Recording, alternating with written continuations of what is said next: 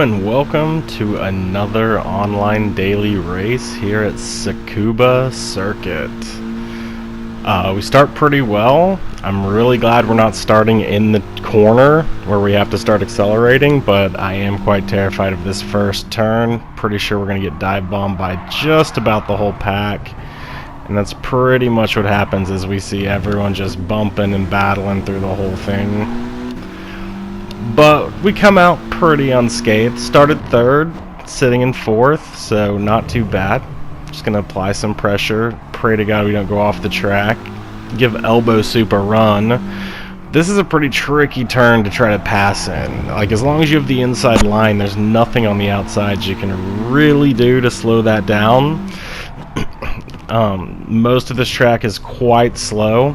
And I try to give him the inside here, but he just kind of pushes me out, and oh no, this is not looking good. Started third, falling fast, probably going to end in 10th. And yep, now we're in 10th place at the end of the first lap. Good news, there's 23 more laps to go. Bad news is we're pretty far back. But the qualifying times were all pretty similar at the top 6 or so, but the back end seemed pretty far off the pace, so I was pretty sure I had a chance to get back in this race. The first part of the race is quite eventful, a lot of stuff battling back through the pack, trying my best not to punt people off the track, but we do actually end up incurring quite a bit of penalties that, for whatever reason, you can't see during the replay. We stopped creating penalties pretty soon, but at this point, just kind of battling through people. It's a tight circuit, not a lot of real passing zones. We end up, by the end of the race, having exactly 6.8 seconds worth of penalties, which is actually going to come into play because during the race now, in the new patch, you can actually see who has penalties, which is basically everybody in front of me and probably everybody behind me as well at this point. Almost everybody's racked up a penalty. So I know everyone's got penalties in front of us. So the penalty, even though it's 6 seconds, I'm not super worried about it right now. There's a lot of race to go. We can run it off because for whatever reason it's not a penalty that's increasing. It seemed like they used to always increase over 5 seconds, but for whatever reason this one just sat at 6 seconds, so I just kept racing with it.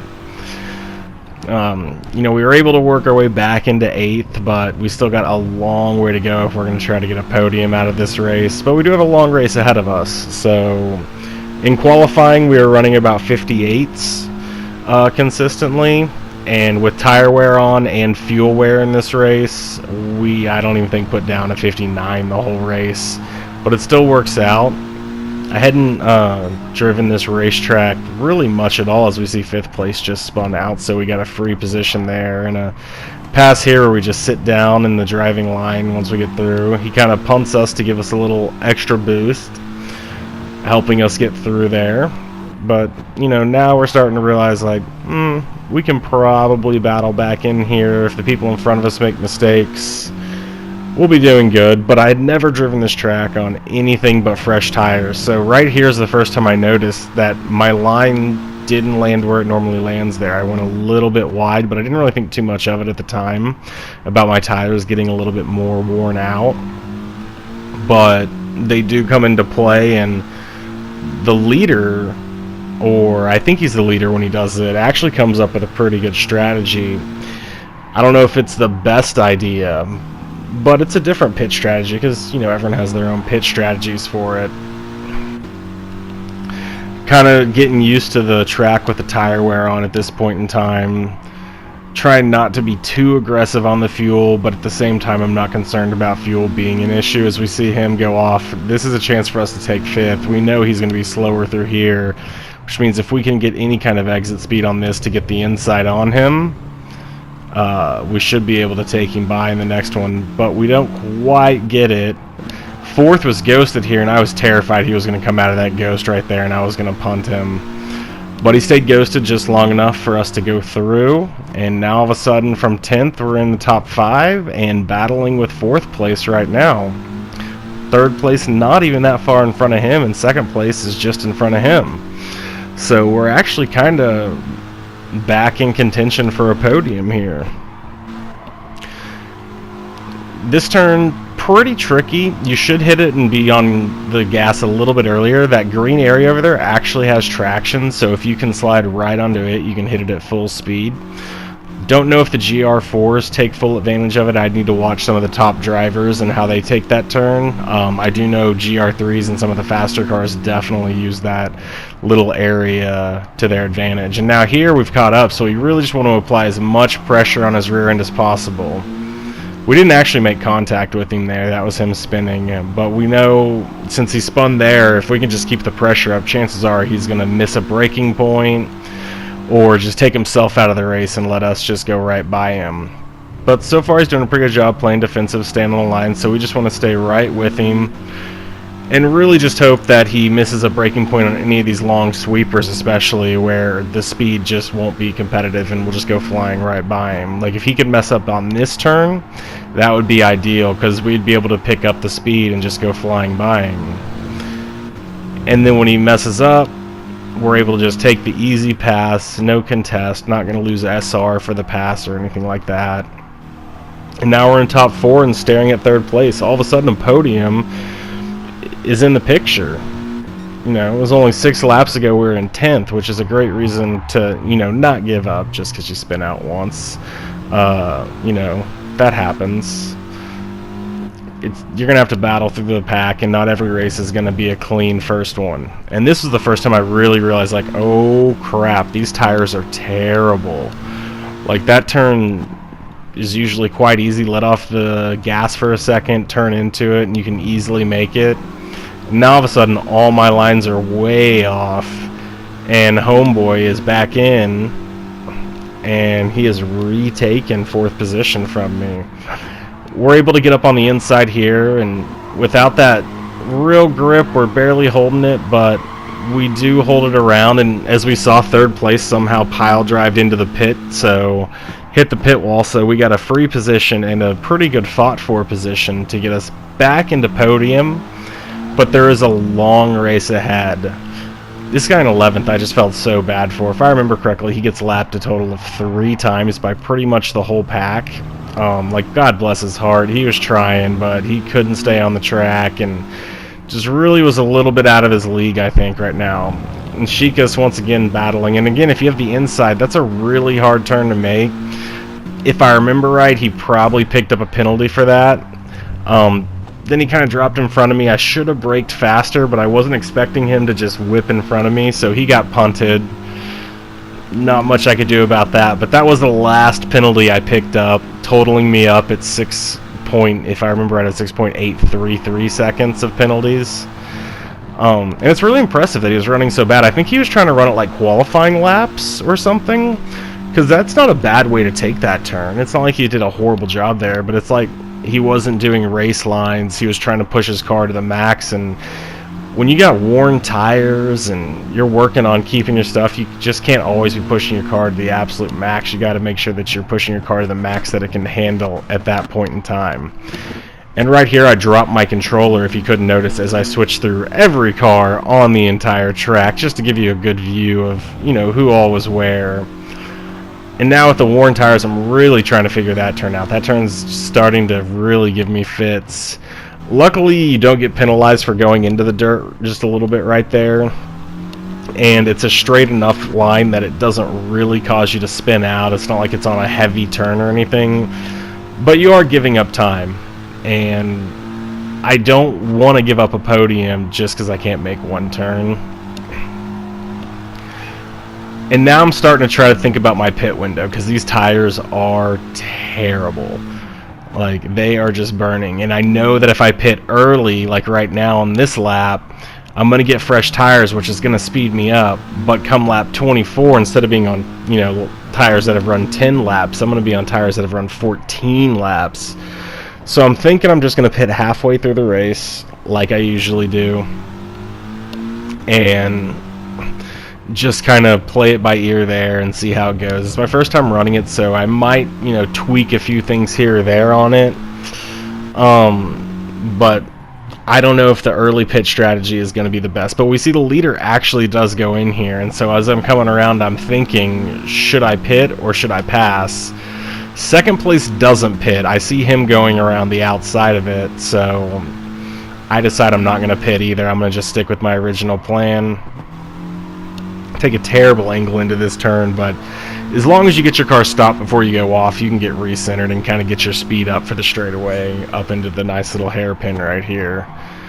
So the main thing is just staying off the grass on this track for as much as you can, because as long as you get around these corners, you can get your speed up as long as you get straightened up for the most part. But first place is close, but he's not really a first place because first place already pit, so we still have a pit, so it's kind of second place that's in front of us.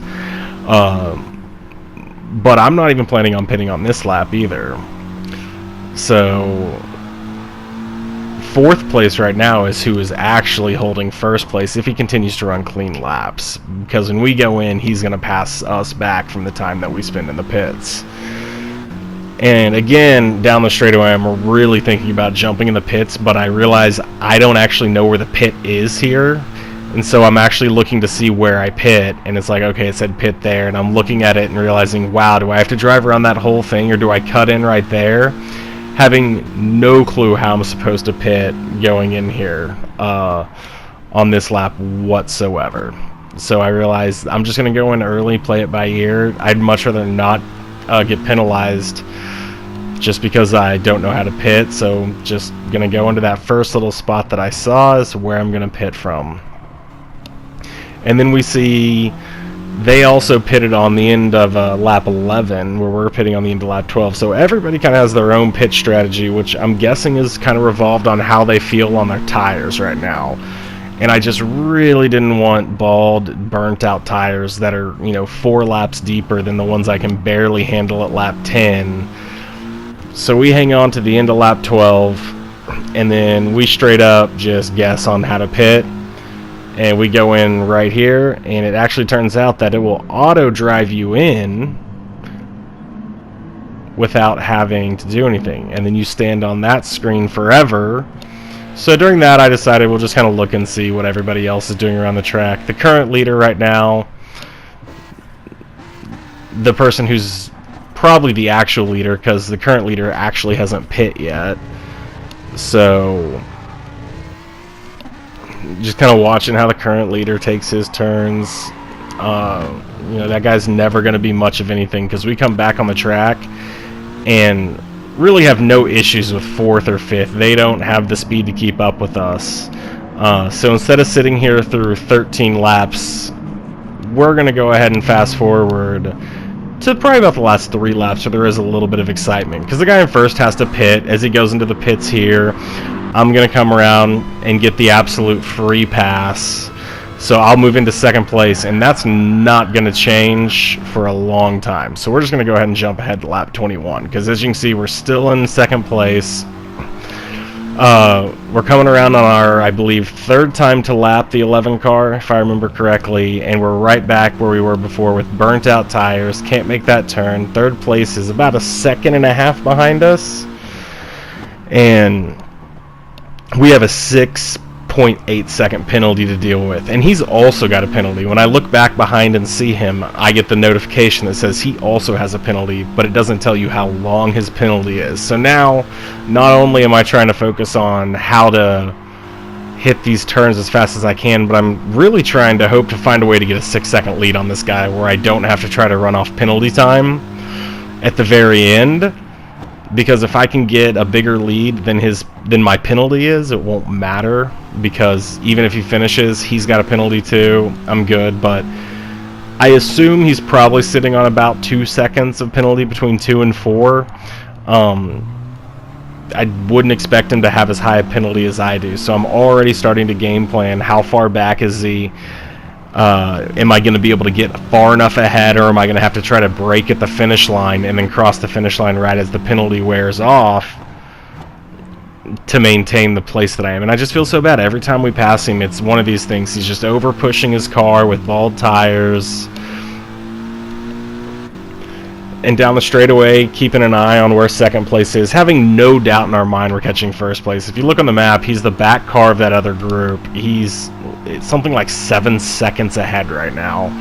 So with 2 laps to go, I'm not expecting to make up 7 seconds on a minute lap. So that's probably not happening. And even if it does, he's one of the only people on the track who doesn't actually have a penalty to run off. So even if I was to catch him, I'd then have to pass him by more than 7 seconds and get a lead on him. So not only am I 7 seconds behind him, I'm really like 14 seconds behind him.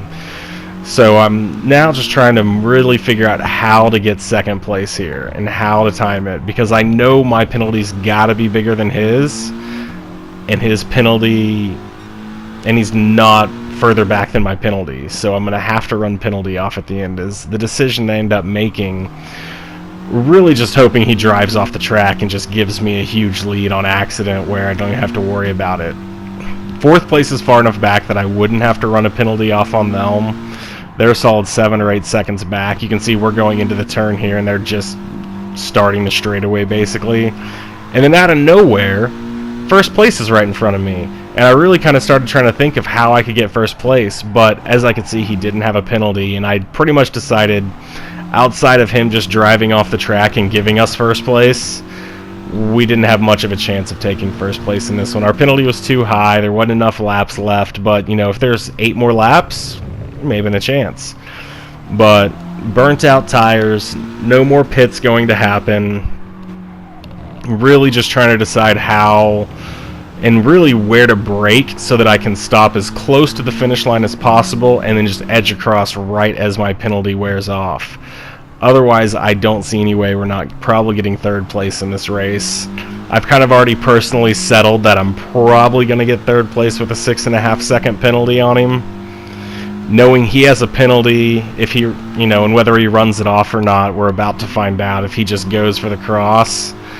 So we come around, we just pick a brake spot for this finish line, and we actually nail it. And he doesn't run off any penalty. We cross right there and re-jump him, beating him by about I think it's a 1/10 of a second after the penalties ran and everything, because he had a 2-second penalty. We ran ours off, and after everything was said and done, my time was about 2 seconds faster. Thank you guys for watching.